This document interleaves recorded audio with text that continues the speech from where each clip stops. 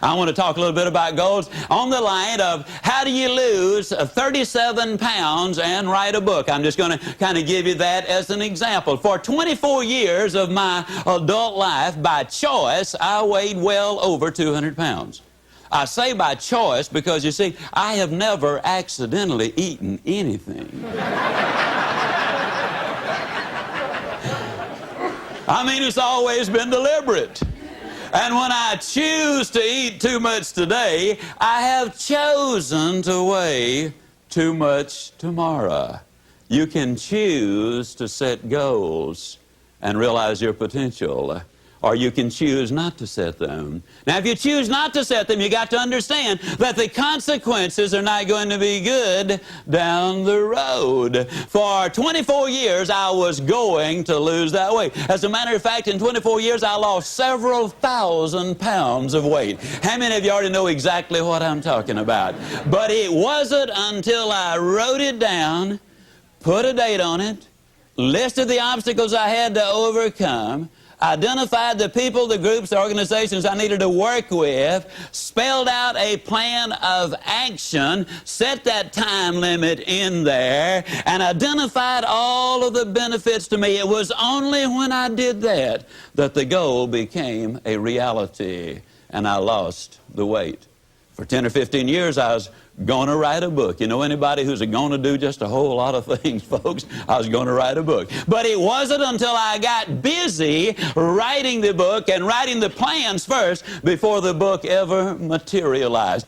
Now, if it sounds like I'm trying to sell you on having goals, how many of you are getting close already? How many of you are becoming convinced right quick like that you need to have those goals? There's no question about it. The immortal J.C. Penney many, many years ago said, "Give me a stock clerk with a goal, and I'll give you a man who will make history.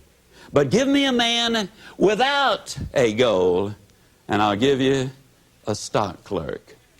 Now, the interesting thing is goals do not care who has them. Let me give you a classic example of the way they work. In 1950, a war-torn, devastated Japan, a nation which had lost an incredibly high percentage of its young men. Their cities were in ruins, they had been bombed out, but in 1950, they got together, they meaning industry and government got together and set a goal. The goal was we're going to be the #1 nation in the world during the 1950s in the production of textiles.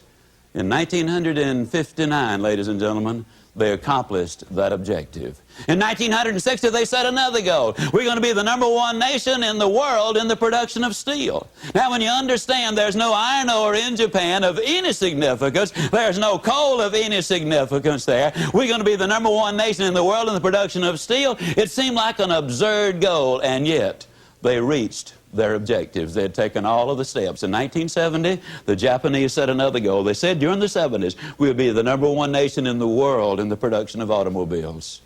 They missed it, folks. 1 year. It took them until 1980. In 1980, they set another goal. And this time their goal was, we're going to be the #1 nation in the world in the production of computers and electronics. Yes, indeed, ladies and gentlemen, you absolutely must have those goals. You got to write them down. You got to put a date on it. You got to identify those obstacles. You've got to identify the people, the groups you need to work with. You got to find out what it is you need to know. You got to develop a plan of action, and you got to write it down. What's in it for me? Now, that's a formula that I have just given you, pure and simple. Now, if I were to ask you what 3 times 3 was, there isn't a person here who could not instantly answer it. But if I were to ask you what is 5,128 times 2,165, odds are enormous that very few of you could pop out the answer that quickly. But if I were to say to you, get your pencil and paper out, figure it out, then all of you could figure it out. Why?